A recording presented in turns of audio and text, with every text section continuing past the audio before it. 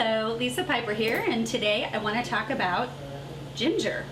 So you've heard about all the amazing properties of ginger and what it can do for you, which we'll talk about in a minute, but first I want to talk about how do you cook with it and what do you use it for. So when you're using it in dishes, you're either going to find it in fresh form, dehydrated form, or a powdered form. Sometimes you'll find it in essential oil form, but you have to make sure this is food grade before you use it, and when you do use it, you're literally only using a toothpick at a time of it, so not very much at all.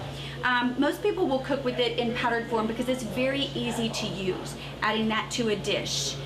I prefer using it in the fresh form because medicinally, your body's gonna take a lot more from it because it's not been processed near as much. And flavor-wise, I really feel the flavor of fresh ginger. It's amazing. On the back of my tongue, I can taste it so much better than using powdered or dried. So in a dish, what you want to do is, yes, you can absolutely eat the peel. There's no harm at all. It has its own medicinal properties, but it's very fibrous. So sometimes I'll just cut that peel off, or I'll actually peel it off with a potato peeler. Either way is just fine. It'll come right off. And if I'm not worried about taking the peel off, I'll grate it and just grate the whole thing down. And if I'm grating it really small and fine and I'm putting it in dishes, I just leave the peel on. I have no problem with it. It's extra fiber, and this is really good for digestion. So if you are putting it in dishes and slices, you're going to want to peel it though.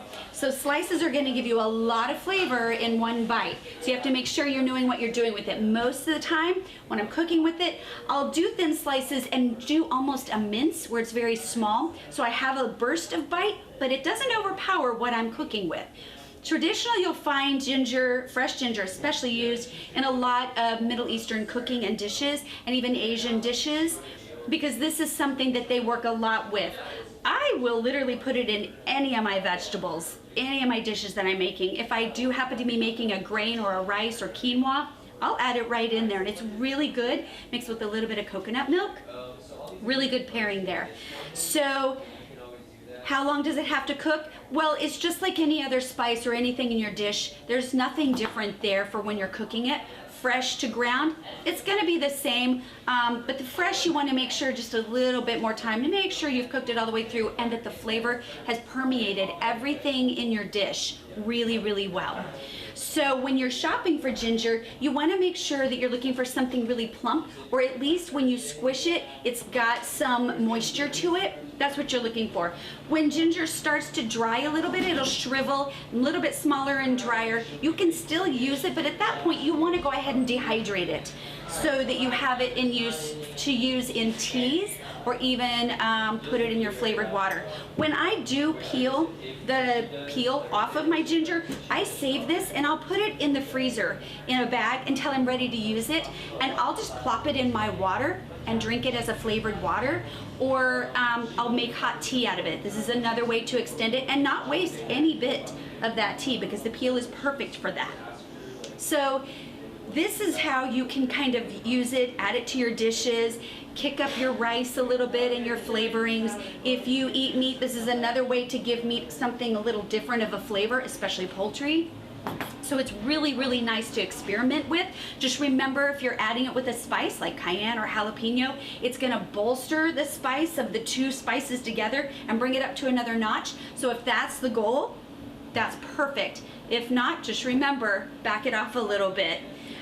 So what are the medicinal properties of ginger? What does it do for you? So ginger is a really good digestive aid. It helps with nausea, it helps with indigestion. It's a carminative, so it's gonna release all the juices in your digestive system that get things moving like you need and want. If you're not feeling so well, this can help for sure. It's also really good as an anti-inflammatory. So it helps with muscle aches, joint pains. It also can help with, because it's an anti-inflammatory, it helps with Alzheimer's and inflammation even in the brain. It helps as a way to kind of awaken and make more alertness to the brain. So it's helpful for that. It's gonna help lower blood pressure and cholesterol. So this is definitely could be your new friend because there's so many things you can get out of it. It's a great antibiotic and antiviral. So during cold and flu season, this is when you want to use the most of it.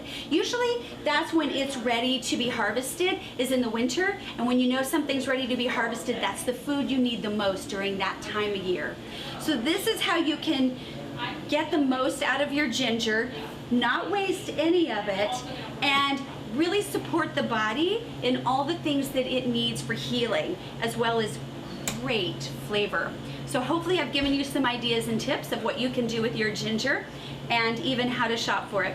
If you like ideas like this and tips like this, please subscribe to our channel and give us a like, share it with a friend, and check out our website at shopnaturalliving.com. See what we have for you. Happy healing.